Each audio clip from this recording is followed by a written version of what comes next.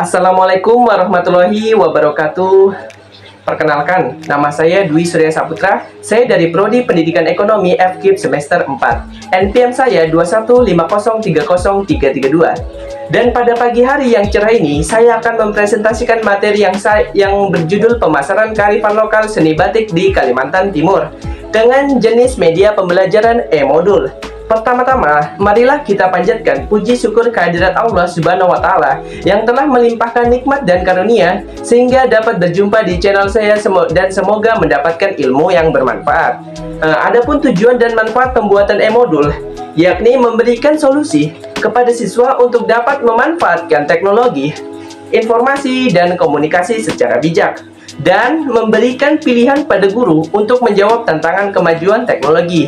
Informasi suka maupun tak suka akan berdampak pada dunia pendidikan dan pembelajaran. Modul merupakan bahan ajar yang ditulis dengan tujuan agar siswa dapat belajar secara mandiri tanpa atau dengan bimbingan guru. Penerapan penggunaan e-modul menyebabkan siswa lebih aktif dalam proses pembelajarannya. Dan aplikasi yang digunakan untuk pembuatan e-modul ini yaitu Canva dan juga Flipbook.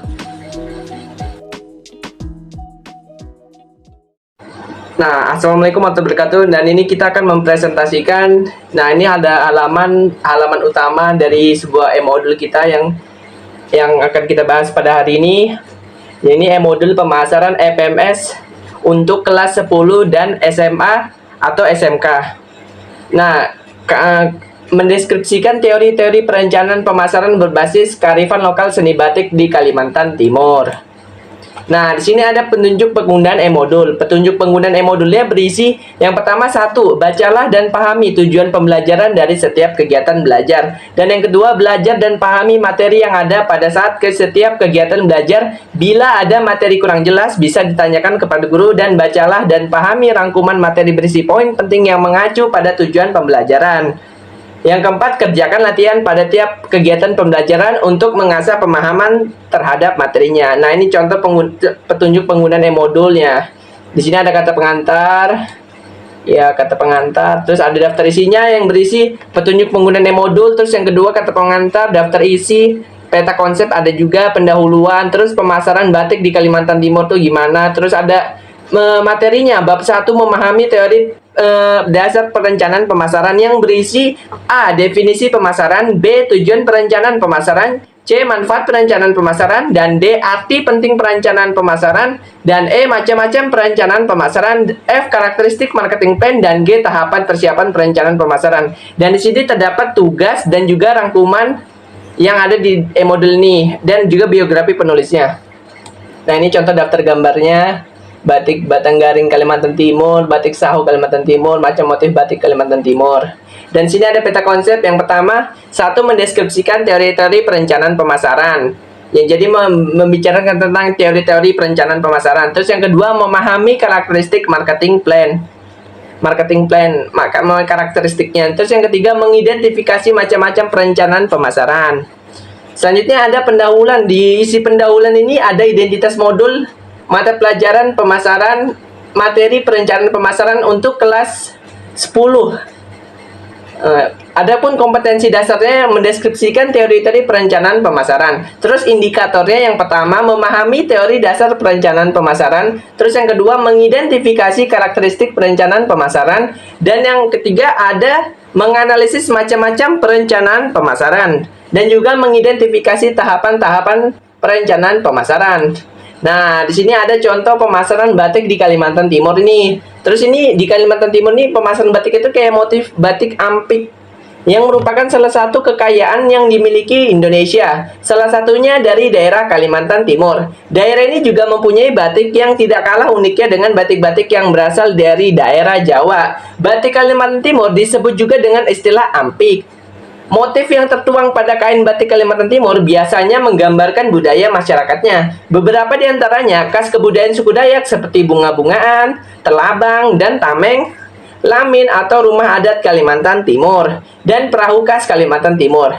Makna perlambangan motif dan warna tradisional ampik serta perkembangan motif dan warna ampik di Kalimantan Timur. Hasil penelitian yang diperoleh penelitian ampik Kalimantan Timur mulai dikenal pada tahun 1984.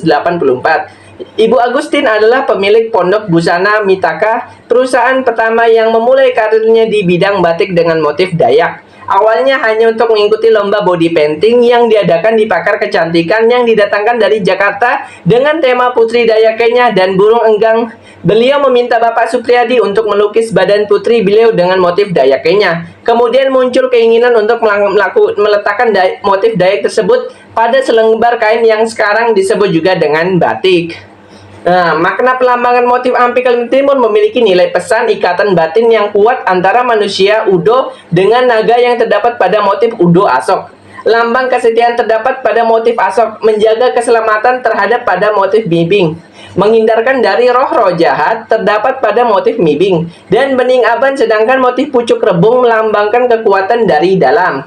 Makna pelambangan dari warna Ampi Kalimantan Timur adalah warna merah diambil dari warna darah yang bermakna kehidupan, warna kuning yang bermakna kesuburan dan kebesaran dan kemakmuran, dan warna hitam memiliki makna keunggulan dan magis. Perkembangan motif ampik di Kalimantan Timur bisa dilakukan dengan cara mencampurkan antara motif suku Dayak dengan suku Jawa atau antara suku Dayak dengan suku Dayak lainnya. Warna dari Ampi Kalimantan Timur sudah berkembang tidak hanya menggunakan warna tradisionalnya saja, tetapi semakin beragam warnanya. Walaupun begitu, biasanya salah satu dari warna tradisional tetap dimasukkan. Strategi yang dilakukan dalam menciptakan batik khas Kalimantan Timur berupa: yang pertama, meningkatkan kemampuan membatik dan terus mengupdate informasi mengenai model-model yang sedang menjadi tren sehingga dapat terus melakukan inovasi. Dan yang kedua, terus meningkatkan pengetahuan dan memanfaatkan penggunaan media online sebagai sarana promosi. Yang ketiga, selalu berusaha memberikan yang terbaik bagi konsumen sesuai dengan promosi yang diberikan. Nah, ini adalah contoh batik batang garing di Kalimantan Timur. Motif batik di ibu kota baru ini berasal dari suku Dayak dan menjadi simbol pohon kehidupan. Bagi kalian yang pernah berkunjung ke Kaltim, pasti tidak asing dengan motif yang satu ini. Pasalnya, motif yang berasal dari suku Dayak ini, selain bisa didapati pada kain batik khas Kaltim, juga kerap menjadi motif ukiran pada kerajinan atau benda-benda etnik khas Dayak atau Kutai. Batang garing sendiri merupakan simbol pohon kehidupan dengan motif mirip gurita yang memiliki tentakel saling bertaut. Dan selanjutnya ada batik Saho di Kalimantan Timur. Motif batik Kalimantan Timur ini lainnya ialah Saho. Motif ini cukup terkenal, dibuat dengan ide mengadopsi berbagai ukiran dan lukisan suku Dayak. Bentuk dasarnya melengkung karena terinspirasi dari liukan akar dan ranting pohon spiral lingkaran serta patung manusia. Warna batik Saho berbeda dengan batik pada umumnya. Warna yang digunakan cenderung cerah dan kontras sehingga menarik perhatian. Terdapat perbedaan dalam proses pembuatan batik Saho bila dibandingkan dengan proses pembuatan batik pada umumnya. Dan proses pemberian warna pada batik Saho tidak melalui cara pencelupan, namun dengan melukis warna satu persatu menggunakan alat seperti kuas. Kain tersebut kemudian direbus dengan proses khusus agar tidak terjadi perpindahan warna serta tidak mudah pudar. Kain batik Saho menggunakan pewarna sintetik untuk menghasilkan warna yang kontras, dan sebagai fiksasi warna digunakan bahan alami seperti kayu ulin.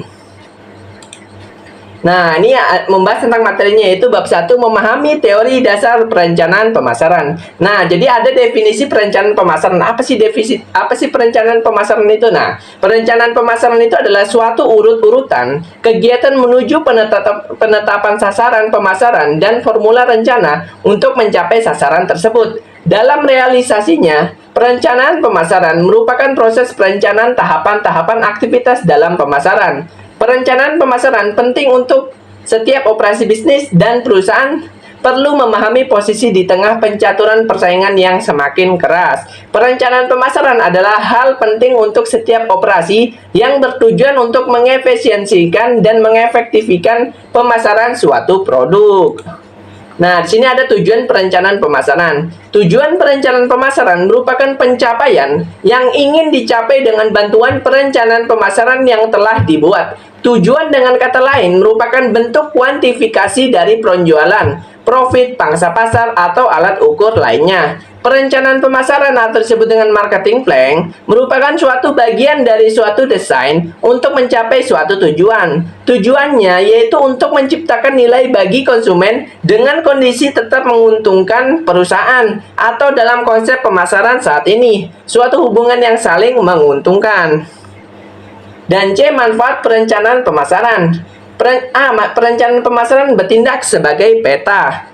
Perencanaan pemasaran menggambarkan situasi pasar, termasuk pesaing, situasi politik, hukum, berbagai regulasi, kondisi ekonomi, dan bisnis kondisi teknologi, ramalan kebutuhan faktor sosial budaya, dan demografi dari target pasar. Sekaligus juga gambaran sumber daya perusahaan yang tersedia. Dan B. Perencanaan pemasaran membantu dalam kontrol, manajemen, dan implementasi strategi. Dengan perencanaan pemasaran, Anda telah mengantisipasi perubahan lingkungan yang mungkin terjadi yang membutuhkan perubahan arah, dapat mengarahkan kembali aktivitas menuju sasaran tanpa kesulitan karena Anda telah mengantisipasi sebelumnya.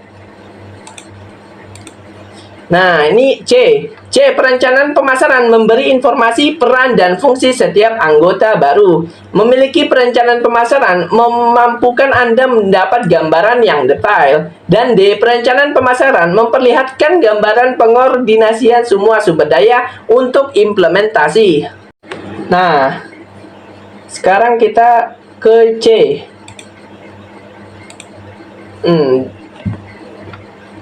Dari implementasi. Yang E. Perencanaan pemasaran menstimulasi pemikiran baru dan pemanfaatan optimal sumber daya. Dan F. Perencanaan pemasaran memberi gambaran pembagian tanggung jawab, tugas, dan pengaturan jadwal kegiatan. Dan G. Perencanaan pemasaran mengantisipasi masalah, kesempatan, dan ancaman. D. Arti penting perencanaan pemasaran. Tidak dipungkiri bahwa perencanaan pemasaran penting. Kemampuan Anda untuk memperoleh keuntungan penjualan dipengaruhi oleh ratusan faktor internal dan eksternal yang saling berinteraksi dalam cara yang kompleks. Keuntungan penjualan dapat disimpulkan dalam 4 poin berikut. Yang pertama, memaksimalkan pendapatan. Yang kedua, memaksimalkan keuntungan. Dan yang ketiga, memaksimalkan return on investment. Dan D, meminimalkan biaya. Setiap manajer memiliki kepentingan yang berbeda-beda. Hal ini bergantung pada fungsi manajerial masing-masing. Dalam realitanya, terkadang kepentingan antar manajer saling bertentangan. Yang paling mungkin dilakukan adalah kompromi optimal. Para manajer perusahaan harus memahami bahwa seluruh variabel saling berinteraksi. Mereka harus rasional dalam mengeluarkan keputusan bisnis.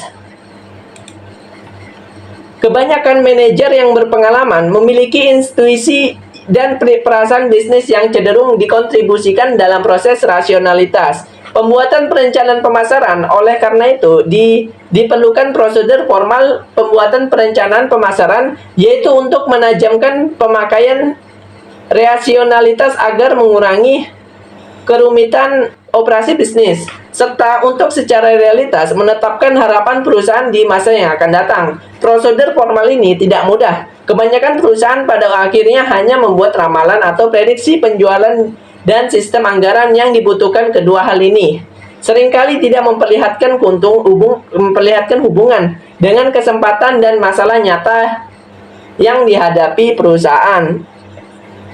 Perencanaan pemasaran diperlukan untuk mengatasi meningkatnya tekanan kompetisi, kompleksitas lingkungan, dan cepatnya perubahan teknologi. Selain itu, perencanaan pemasaran berguna untuk A. para pemasar, B. para atasan, C. para fungsi non-pemasaran, dan D. para bawahan. E. membantu mengidentifikasi sumber-sumber keuntungan kompetitif. F. menekankan pada pendekatan terorganisir. G. mengembangkan spesifikasi perusahaan. H. memastikan konsistensi hubungan bisnis. I. memberikan informasi bisnis. J. mencari sumber daya. K. mendapatkan dukungan. I. mendapatkan komitmen bisnis. Dan M. menetapkan sasaran strategi. Selanjutnya ada E. macam-macam perencanaan pemasaran. Terdapat dua pembagian umum perencanaan pemasaran, yaitu perencanaan pemasaran untuk produk baru dan perencanaan pemasaran tahunan. Yang A. perencanaan produk baru. Perencanaan pemasaran untuk produk baru disiapkan untuk produk, layanan, lini, produk, atau merek yang belum diperkenalkan oleh perusahaan. Bijaksana untuk membuat perencanaan produk baru bahkan sebelum proyek dimulai. Mendapatkan informasi pada tahapan ini mungkin sulit, namun lebih baik mulai mengantisipasi sejak dini sebelum sejumlah sumber daya dimanfaatkan. Dengan cara ini, segala kemungkinan dapat dibandingkan dengan dianalisis sehingga Anda memperoleh gambaran umum total biaya dan waktu. Adalah sewajarnya apabila pada perencanaan produk baru terdapat lebih banyak hal-hal yang tidak diketahui daripada perencanaan tahunan karena Anda tidak memiliki atau hanya sedikit memperoleh umpan balik dari pasar. Dan B. Perencanaan tahunan. Perencanaan pemasaran tahunan adalah untuk produk, proyek, layanan, dan merek yang sudah ada dalam perusahaan secara periodik, biasanya setahun sekali. Perencanaan ini secara formal dikaji. Perencanaan harus disesuaikan dan dimodifikasi dengan perubahan yang terjadi di lingkungan atau perusahaan. Kajian dan pembuatan perencanaan pemasaran tahunan akan membantu Anda mengidentifikasi masalah yang mungkin muncul, kesempatan dan ancaman yang mungkin tidak disadari pada aktivitas perusahaan yang dilakukan sehari-hari. Kembali harus disadari bahwa perencanaan adalah untuk masa datang, yaitu bagaimana Anda dari posisi yang sekarang mencapai ke posisi selanjutnya di waktu yang akan datang. Jadi tetap saja ada hal-hal yang tidak Anda ketahui di mana informasi harus diramalkan, diriset, dan dalam beberapa hal harus diasumsikan. Walaupun perencanaan tahunan dibuat untuk 1 tahun, tentu saja mungkin membuat rencana untuk beberapa tahun dan melakukan modifikasi tahunan. Di sisi lain, perencanaan produk biasanya meliputi keseluruhan waktu produk, mulai dari tahap awal inisiasi sampai pada pemantapan produk di pasar, yaitu bahwa produk sudah melampaui tahap perkenalan dan diharapkan telah berkembang pada kecepatan yang diharapkan. Ini ada F, karakteristik marketing plan. Marketing plan harus didesain dengan memenuhi karakteristik tertentu. Karakteristik penting yang harus ada dalam marketing plan yang efektif adalah yang pertama, marketing plan harus menyediakan strategi untuk mencapai misi dan tujuan perusahaan. Terus yang kedua, marketing plan harus didasarkan pada asumsi yang nyata dan valid. Yang ketiga, suatu organisasi yang sesuai harus digambarkan untuk implementasi marketing plan. Dan yang keempat, marketing plan menyediakan kesinambungan sehingga marketing plan tiap tahun dapat didasarkan pada rencana tersebut dan sesuai dengan tujuan jangka pendek dan jangka panjang. Dan yang kelima, marketing plan harus sederhana dan pendek. Kesuksesan rencana akan tergantung pada flexibility. Dan yang ketujuh, marketing plan harus mempunyai kriteria kinerja dimonitor dan dikontrol. Ini ada G, tahapan persiapan perencanaan pemasaran. Yang pertama, defining the business situation. Analisis situasi menggambarkan prestasi pada masa lalu dan sekarang. Analisis situasi digunakan untuk menjawab pertanyaan where we have been. Untuk menjawab pertanyaan tersebut, perusahaan harus meninjau kinerja produk dan perusahaan di masa lalu. Jika perusahaan merupakan perusahaan baru, maka perlu digambarkan bagaimana produk atau jasa dibuat dengan mengapa dibuat. Jika perusahaan bukan merupakan perusahaan baru, maka analisis situasi harus mengandung informasi tentang kondisi pasar dan kinerja perusahaan. Beberapa peluang di masa datang atau prospeknya juga termasuk dalam analisis ini. Dan yang kedua, defining the target market opportunities and threats. Dari riset pemasaran, perusahaan dapat menentukan siapa konsumennya atau target pasarnya. Pengetahuan tentang target pasar akan menyediakan dasar dalam penentuan kegiatan strategi pemasaran secara efektif. Dan selanjutnya ada yang ketiga, considering strength and weakness. Penting bagi perusahaan untuk mempertimbangkan kekuatan dan kelemahan dalam target pasar. Kelemahan dapat berhubungan dengan keterbatasan kapasitas produksi ditambah dengan kekurangan dalam sistem distribusi dan produk. Yang keempat, establishing goals and objectives. Sebelum penentuan strategi pemasaran, perusahaan harus menentukan tujuan jangka pendek atau goals dan tujuan jangka panjangnya, objektif yang realistik dan spesifik. Tujuan ini akan menjawab pertanyaan where do we want to go dan menetapkan market share, profit sale, market penetration, jumlah distribusi, tingkat kepekaan, perkenalan produk baru, kebijaksanaan harga, promosi penjualan, dan periklanan. Dan yang kelima, defining marketing strategy and action programs. Strategi marketing menjawab pertanyaan how do we get there. Pengambilan keputusan ini akan berhubungan dengan variabel marketing mix. Dan yang keenam, coordinating of planning process. Tim manajemen harus terkoordinasi dalam proses perencanaan. Jika anggota dalam tim kurang keahlian dalam rencana pemasaran, maka masalah yang timbul adalah dalam penyelesaian secara efektif. Dan yang ketujuh, designating responsibility for implementation. Pembuatan rencana pemasaran merupakan awal dari proses pemasaran. Rencana harus diimplementasikan secara efektif untuk mencapai tujuan yang diinginkan.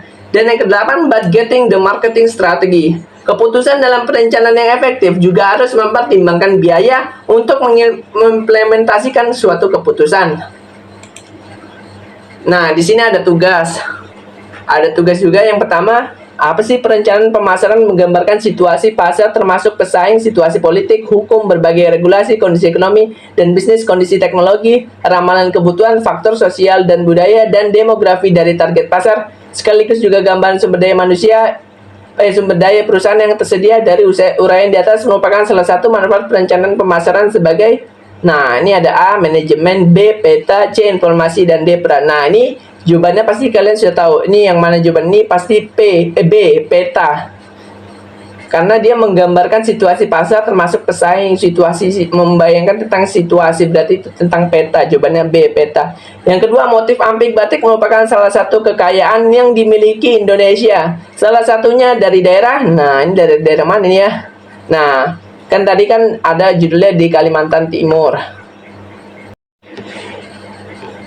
Nah, ini kan motif ampik batik merupakan salah satu kekayaan yang dimiliki di Indonesia, salah satunya dari daerah. Nah, ini kayaknya dari Kalimantan Timur karena judulnya Seni Batik di Kalimantan Timur. Nah, yang ketiga, berikut yang bukan dari manfaat perencanaan pemasaran, yaitu, nah, ada perencanaan pemasaran sebagai ideologi, ada perencanaan pemasaran sebagai mengantisipasi masalah, dan C, perencanaan pemasaran sebagai informasi, dan D, perencanaan pemasaran sebagai peta. Nah, yang bukan dari manfaat, nah ini kayaknya A, ini perencanaan pemasaran sebagai ideologi. Nah, sekarang ada yang keempat, motif batik ibu kota baru ini berasal dari suku Dayak dan menjadi simbol pohon kehidupan. Bagi kalian yang pernah berkunjung ke Kaltim, pasti tidak asing dengan motif yang satu ini. Nah, jenis batik apakah di Kalimantan Timur ini? Batik apa? Batik batang garing. Nah, D, jawab batik batang garing. Dan yang kelima, suatu urut-urutan kegiatan menuju penetapan sasaran pemasaran dan formulasi rencana untuk mencapai sasaran tersebut. Uraian di atas merupakan maksud dari definisi apa ini suatu urut-urut. No, perencanaan pemasaran. A, perencanaan pemasaran. Nah, ini kunci jawabannya tuh B, peta karena Kalimantan menggambarkan suatu pasar, betul. C, Kalimantan Timur karena matematik istilah seni dari Kalimantan Timur. Dan ini A, perencanaan pemasaran karena ideologi merupakan gagasan atau ide yang dianut negara, bukan perencanaan pemasaran. Nah, ini ada kunci jawaban nomor 4 juga. Batik batang garing karena batik memberikan simbol pohon kehidupan. Terus struktur suatu urut-urutan. Nah, perencanaan pemasaran karena terdapat kalimat urutan kegiatan itu perencanaan pemasaran.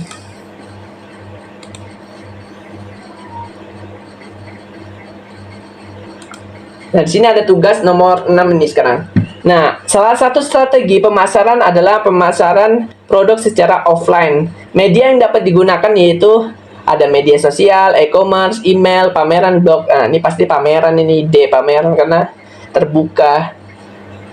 Bisa dilihat pameran, bisa dijumpai ya tuh, pameran ini offline kan, offline pameran. Terus yang ketujuh, suatu usaha memasarkan produk barang atau jasa dengan menggunakan pola rencana dan taktik tertentu sehingga jumlah penjualan menjadi tinggi. Disebut dengan apa ini ya? Suatu usaha memasarkan produk barang. Sepertinya strategi pemasaran, C dari pemasaran. Nah, yang kedelapan, kelas sosial. Gaya hidup dan kepribadian adalah hal yang bersangkutan dengan segmentasi gaya hidup. Apa ini? Oh iya, psikografis. Dan yang kesembilan, sebuah citra pada produk yang dipasarkan adalah pengertian dari, nah ini pasti branding. A, branding. Dan yang 10, berikut ini yang termasuk dalam fungsi strategi pemasaran, kecuali, nah ini yang salah berarti, yang bukan fungsinya apa ini ya. Nah, meraih keuntungan sebanyak-banyaknya itu bukan itu. Kalau meningkatkan motivasi pengembangan bisnis itu betul, membuat koordinasi tim lebih efektif betul, merumuskan tujuan perusahaan betul, mengawasi kegiatan pemasaran betul. Ini meraih keuntungan sebanyak-banyaknya itu enggak betul. Kalau mengawasi kegiatan pemasaran betul. Nah, ini ada kunci jawabannya nih. Salah satu strategi pemasaran secara offline digunakan D, pameran, karena kegiatan berada secara terbuka dan dapat dijumpai. Terus suatu usaha memasarkan produk. Nah, ini strategi pemasaran karena dapat kalimat rencana yang berarti merupakan strategi. Dan D, kelas sosial psikografis karena terdapat kalimat kepribadian yang berhubungan dengan psikografis. Dan yang ke-9, branding karena terdapat kalimat citra. Dan yang ke-10, meraih keuntungan sebanyak-banyaknya karena ini bukan tujuan yang efektif dan efisien. Nah, ini ada rangkuman. Perencanaan pemasaran penting untuk setiap operasi bisnis. Perencanaan pemasaran dimaksudkan untuk meningkatkan efisiensi dan efektivitas pemasaran suatu produk atau layanan. Perencanaan pemasaran bertujuan untuk mengembangkan strategi pemasaran dan taktik guna mencapai sasaran perusahaan. Perencanaan pemasaran haruslah terorganisasi dengan baik. Tujuannya yaitu untuk menciptakan nilai bagi konsumen dalam kondisi tetap menguntungkan perusahaan. Atau dalam konsep pemasaran saat ini suatu hubungan yang saling menguntungkan. Nah, ini ada biografi penulis MPMPS. Modul pemasaran ini disusun untuk mencapai pembelajaran yang efektif dan efisien, memberikan pilihan kepada peserta untuk menggali sumber belajar yang menarik, interaktif, dan menjawab rasa keingintahuan mereka, memberikan solusi kepada siswa untuk dapat memanfaatkan teknologi informasi dan komunikasi secara bijak. Modul pembelajaran ini dapat menumbuhkan rasa tanggung jawab terhadap kegiatan belajar yang dipelajari. Siswa dapat melakukan eksplorasi materi dari modul pembelajaran sesuai dengan tingkat pemahaman dan kemampuannya sehingga proses pembelajaran menjadi lebih efektif dan efisien. Selesai, sekian dan terima kasih. Adapun kelebihan dan kekurangan dari e-modul. Kelebihannya lebih menarik karena dapat dilengkapi dengan fasilitas multimedia seperti gambar, animasi, audio, dan video, dan lebih interaktif karena siswa dapat melakukan evaluasi diri terhadap suatu kompetensi, sekaligus dapat melakukan tindak lanjut setelah mengetahui hasil evaluasi yang dilakukannya secara mandiri. Adapun kekurangan dari e-modul pembelajaran, yang utama kurang efektif jika digunakan sebagai media pembelajaran mandiri tanpa pengawasan. Terus modul itu masih memerlukan evaluasi untuk mengetahui apakah siswa benar-benar belajar mandiri dengan menggunakan modul sebagai pedomannya. Dan hambatan dan kesulitan pada saat pembuatan e-modul. Hambatan yang dialami pada saat pembuatan e-modul ajar yaitu murid yang bersifat heterogen, membuat guru susah membuat model pembelajaran yang sesuai untuk semua siswa. Terus kurangnya sumber rujukan bermutu khususnya di daerah pendalaman atau di daerah tertinggal. Kesulitan yang dialami saat dalam pembuatan e-modul. Yang pertama, kesesuaian dengan standar modul ajar. Harus sesuai dengan standar pembelajaran. Oleh karena itu, modifikasi yang dilakukan harus mempertimbangkan persyaratan standar tersebut. Yang kedua, keterbatasan waktu dan sumber daya. Proses modifikasi modul memerlukan waktu dan sumber daya yang cukup. Terkadang, lingkungan pembelajaran tidak memungkinkan untuk meluangkan waktu dan sumber daya yang cukup untuk melakukan modifikasi. Yang ketiga, keterbatasan pengetahuan. Modifikasi modul ajar memerlukan pengetahuan yang luas dan pemahaman yang mendalam tentang materi yang diajarkannya. Jika seseorang tidak memiliki pengetahuan yang cukup tentang subjek tertentu, modifikasi modul ajar mungkin sulit dilakukan. Dan yang ketujuh, pengembangan e-modul kedepannya, pengembangan modul yang modul yang dikembangkan harus membuat peserta didik dapat mengutarakan ide, pikiran, gagasan, dan informasi kepada orang lain secara lisan maupun tertulis. Dan yang kedua, dalam pengembangan modul, peserta didik harus mempunyai kesempatan untuk dapat mengembangkan kemampuannya dalam kebiasaan sehari-harinya. Dan yang ketiga, modul yang dibuat harus memperhatikan keutuhan dan kesesuaian dengan materi ajar. Peserta didik dapat memahami dan menerapkannya secara bermakna dan dapat lebih berguna di kehidupan nyata. Dan yang keempat, dalam modul harus terdapat praktek latihan-latihan atau kegiatan pembelajaran lain untuk peserta didik. Dan yang kelima, modul yang dikembangkan harus mendukung terbentuknya kompetensi tertentu yang sesuai dengan kurikulum. Nah, sekian presentasi pada pagi hari ini. Semoga mendapatkan ilmu yang bermanfaat. Jangan lupa komen, like, subscribe. Wabillahi taufiq wal hidayah. Wassalamualaikum warahmatullahi wabarakatuh.